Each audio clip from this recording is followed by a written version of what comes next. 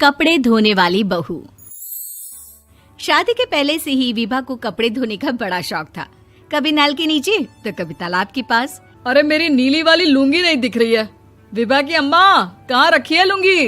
अरे वो तो विभा ने परसों ही धोकर रखी थी आपकी अलमारी में, देखो वहीं होगी।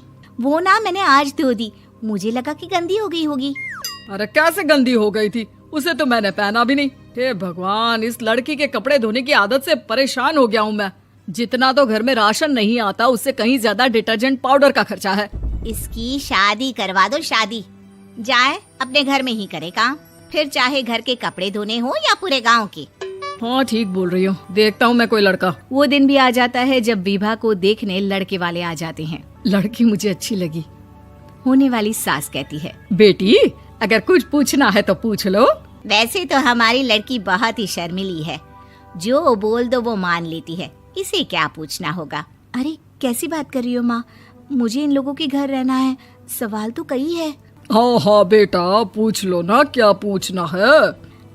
आप लोगों के घर कपड़े कौन धोता है? सास का मुंह बन जाता है। देखो, अगर तुम ये कहना चाहती हो कि तुम्हें कपड़े धोने नहीं आते तो सुन लो, कपड़े मैं ही धोती हूँ, लेकिन तुम्हारे आ जाने के बाद मैं रुमाल तक नहीं धोऊंगी। अरे चुप रहना भाग्यवान, बहू बेचारी घर आई नहीं, उसे डराना शुरू कर दिया। वो क्या है ना बिटिया, अभी तक तो ये कल्लू की माँ ही धोती थी, लेकिन अब तुम्हारे पापा तो दहेज में वॉशिंग मशीन देंगे ही। तभी विभा की माँ बोल पड़ती है, सवाल भी पूछा तो क्या। वैसे भाई साहब, मशीन की तो फिर भी कपड़े धोने की कैपेसिटी होती है। मतलब जो बिटिया दे रहे हैं ना विभा, इसे कपड़े धोने का बहुत शौक है। ये आप लोगों के क्या, आस पड़ोस गांव मोहल्ले सबके कपड़े धो दे और उफ तक ना करे। बाहर देखा नहीं आपने कितने कपड़े सूख रहे हैं? सब हमारी बिटिया ने ही तो धोए हैं। बस भी करो ना माँ, शर्म आ रही इतनी तारीफ सुनकर।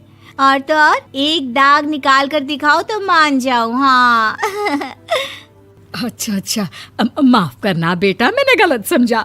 हमें तो रिश्ता बहुत पसंद है। और ऐसे जुड़ जाता है रिश्ता कपड़े धोने का शौक रखने वाली विभा का। उसकी शादी हो जाती है कोयला फैक्ट्री में काम करने वाले कल्लू के साथ। शादी के बाद अचानक विभा चिल्लाती हुई सास के पास आती है। सासू माँ, अरे सासू माँ कहाँ है आप?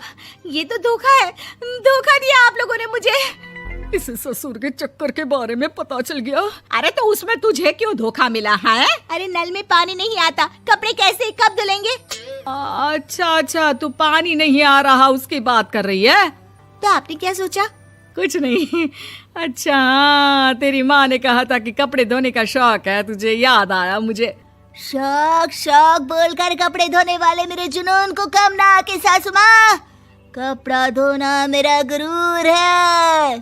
तभी पति भी वहाँ आ जाता है। अभी मैंने इसे सनी देओल की फिल्म दिखाई है, उसी के डायलॉग मार रही है माँ। अच्छा सुन, साफ बता रही हूँ, पानी सुबह 4 से 6 और शाम को 10 से 12 आता है, समझी? विभा टाइमिंग सुनकर हैरान हो जाती है।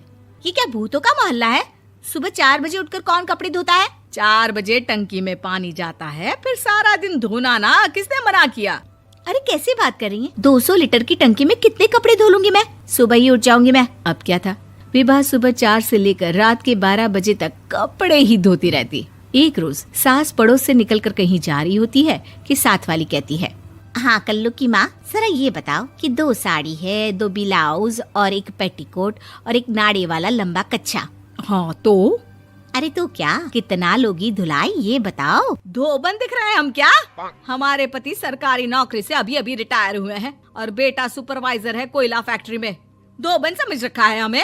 हाय रे कल्लू की अम्मा, माफ कर दो, वो तो मोहल्ले में यही सब बता रहे थे कि तुमने बहू को कपड़ा धुलवाने के काम में लगा दिया है। सास को पड़ोसन की बात सुनकर गुस्सा आ जाता है। वो घर पहुंचती है जहां घर के बाहर ही इतने सारे कपड़े सूख रहे होते हैं जितने कि किसी धोबन के घर पर। अरे ओ कल्लू की दुल्हन, बाहर निकल।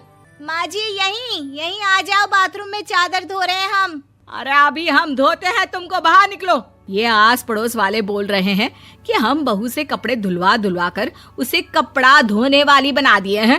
अरे छोड़ो ना माँ जी, किन लोगों की बातों में आती हो?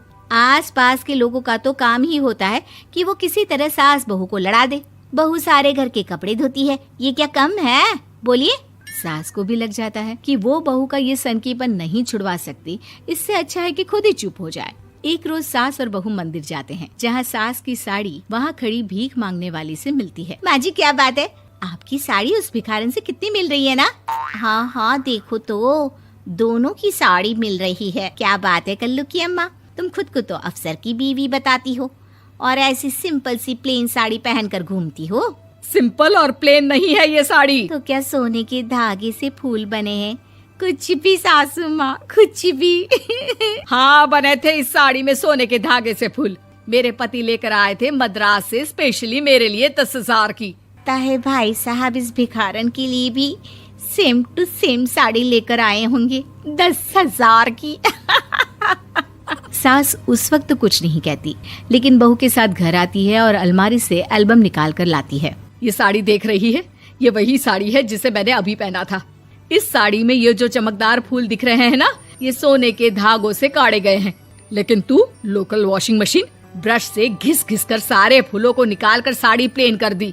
मुझे माफ कर दीजिए सासू माँ। और तो और, जब मैंने तुझे तेरी गलती के लिए कुछ नहीं कहा, लेकिन तूने तो सबके सामने मेरा मजाक ही बना दिया। क्यों? बहू को समझ में आ जाता है कि अब से उसका कपड़े धोना बंद।